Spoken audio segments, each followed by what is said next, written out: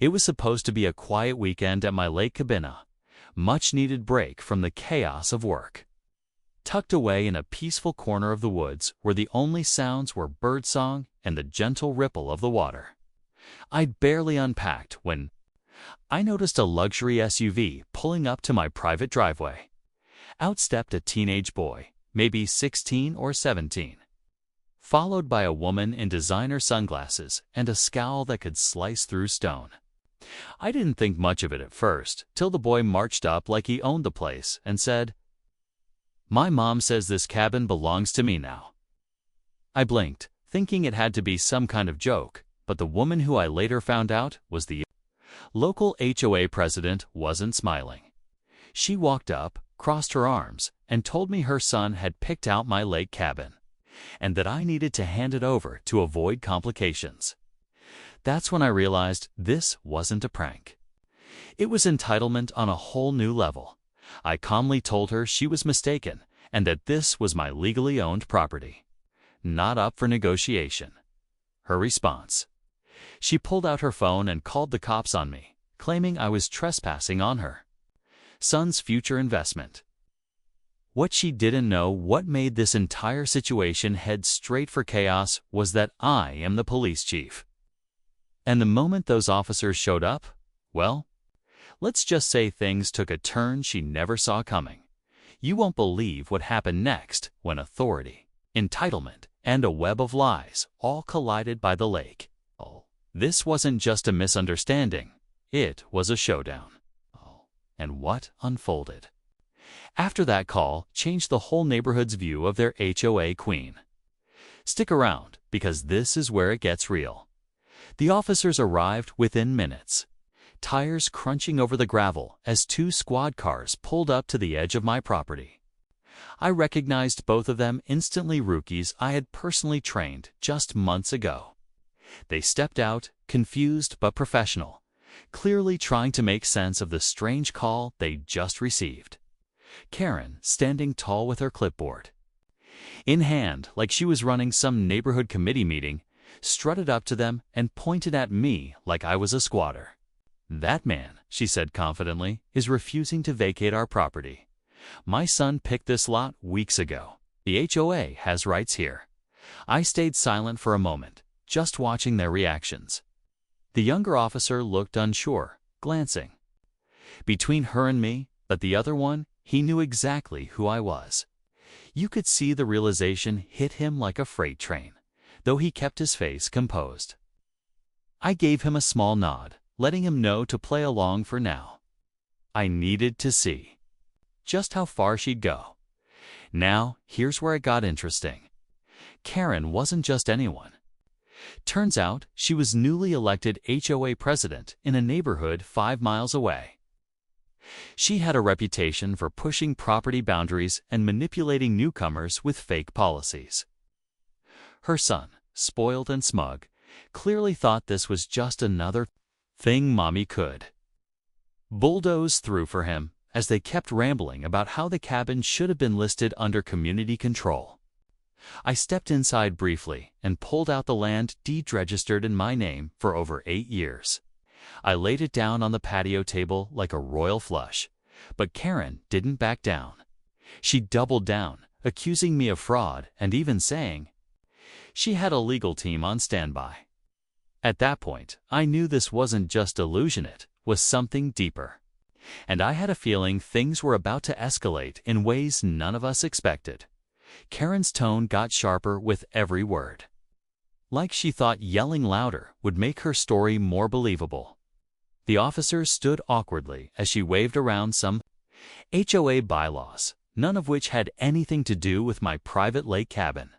She was grasping at straws, insisting this area fell under her newly expanded jurisdiction. I knew she was bluffing, but I kept my cool, letting her dig her own hole deeper. Her son, meanwhile, had wandered around the property like he already owned it, taking selfies on the dock, trying to unlock the boathouse, and even asking one of the cops if they'd carry his bags. What she didn't know was that I had security footage already capturing all of it, her trespassing. her son's entitled behavior, and now her bogus claims to my property. I was building a case silently, waiting for the right moment. But behind the drama unfolding out front, there was something else gnawing at me. A neighbor had mentioned strange rumors about this HOA president weeks ago, how she'd pressured older residents to sell, how she'd manipulated zoning codes to suit her son's real estate dreams. I hadn't paid much attention at the time. But now, seeing it up close, it was clear this wasn't just about one cabin. As the tension built, more neighbors started gathering nearby. Word spreads fast in a lakeside community, especially when squad cars are involved. Some whispered to each other, clearly familiar with Karen's antics. One older couple told me quietly that she'd tried to claim their boat dock last month, saying it violated some obscure shoreline ordinance she made up. Meanwhile, Karen started throwing around threats: city council connections, legal action, even media involvement. I kept watching, not just as a homeowner defending his place, but as a police chief connecting dots. This wasn't just about property. This was about power, manipulation, and someone who had gotten away with too much for too long. And I had a feeling this was only the beginning. By now, the crowd of neighbors had grown to nearly a dozen, quietly, watching from across the road or peeking out from behind trees. You could feel the tension in the air, like the whole lake community was holding its breath. Karen, either unaware or uncaring, was still going strong, now ranting about how special developmental rights gave her son first claim to lakefront properties. She kept saying things like, "You people don't understand how influence works, and we're elevating this area to luxury standards." Her son just stood nearby, arms folded, looking bored, like this was all just a delay in his weekend. Plans, the officer who recognized me, finally pulled me aside and whispered, "Chief, do you want me to step in?" I shook my head. "Not yet," I said. "I want her to show her full hand." And she was getting close.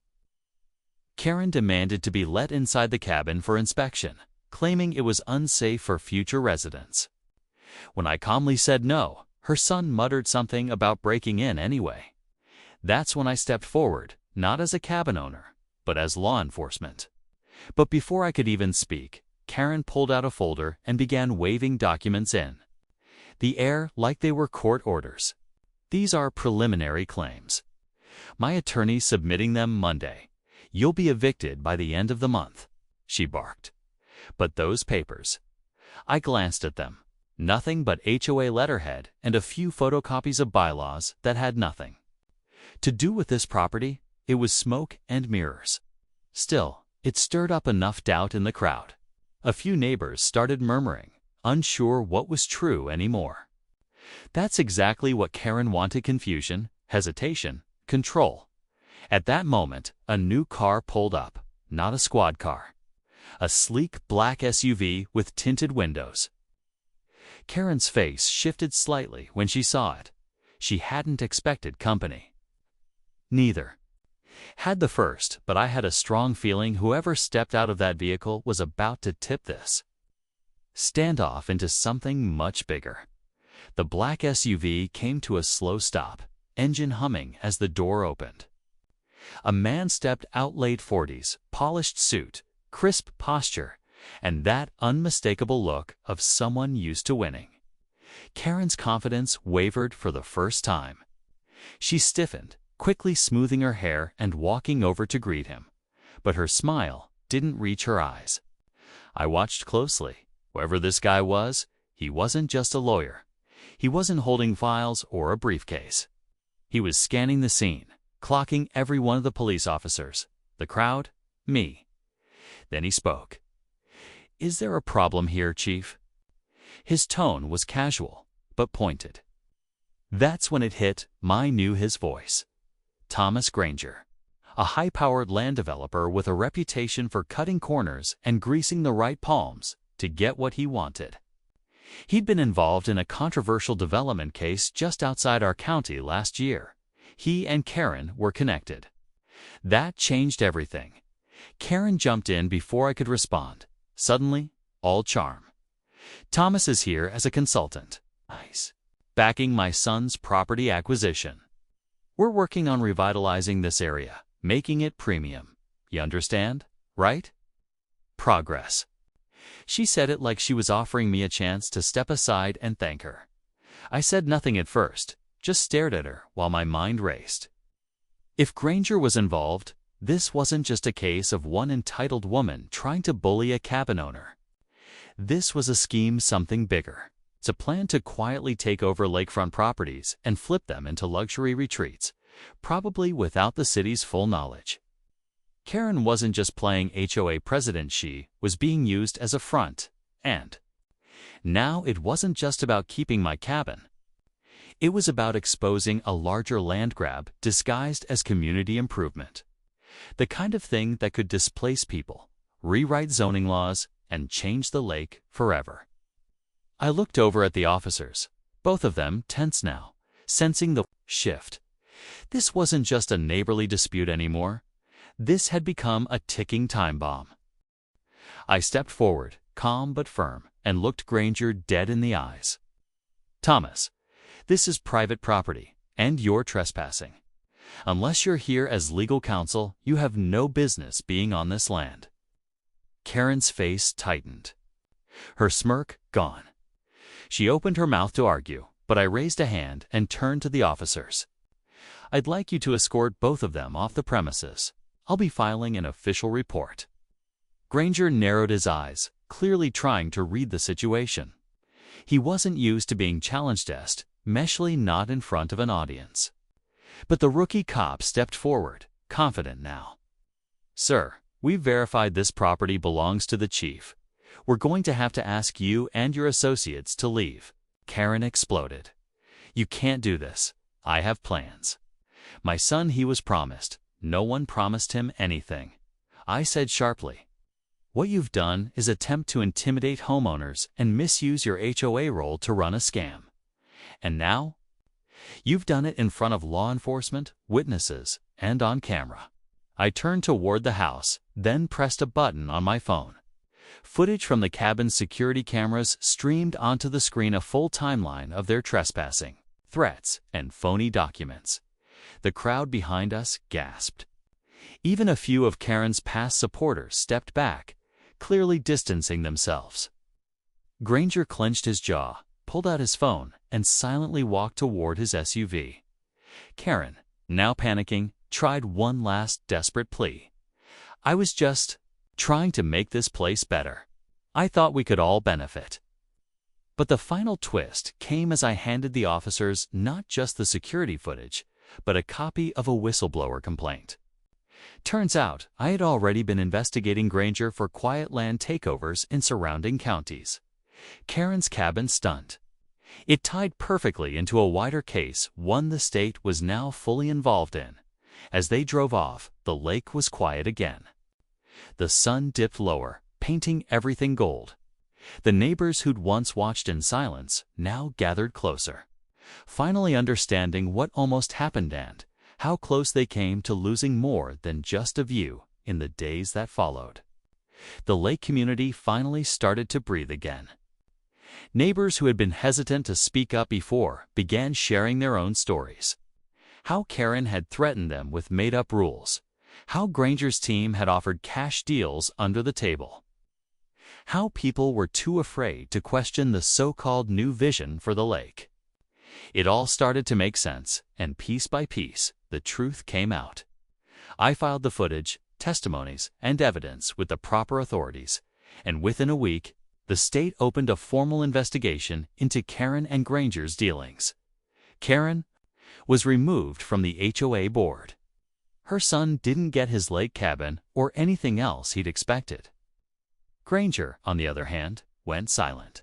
Case development plans were suspended, pending further legal review. The lakefront remained untouched, peaceful, and protected for now. As for my cabin, I kept it just the way it had always been. Quiet, tucked away, a place to disconnect from the rest of the world. But now, it held something more, a reminder. that even in a small, calm place, standing your ground matters. Not just for yourself, but for everyone around you. The community became stronger after that day. Neighbors started looking out for one another, attending HOA meetings, asking more questions, and refusing to let a title or a fancy suit silence their voices. It wasn't just about a cabin. It was about protecting home, fairness, and the truth. So the next time someone rolls up demanding what doesn't belong to them, just remember, there's power in staying calm, knowing your rights, and not being afraid to speak up.